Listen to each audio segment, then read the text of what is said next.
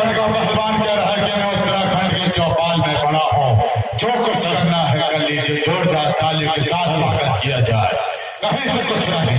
Hello, दंगल वाला गाना, दंगल वाला गाना बजाइए।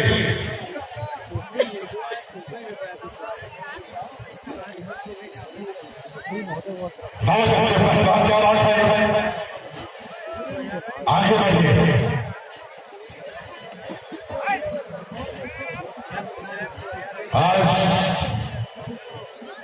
साले सामने आके खड़े हो जाए दिमाग देखकर। बहुत ही साल और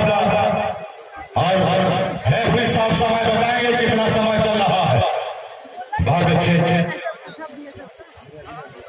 बीता समय 7 मिनट, शेष समय 3 मिनट, पहलवान 2 मिनट नहीं, बहुत अच्छे,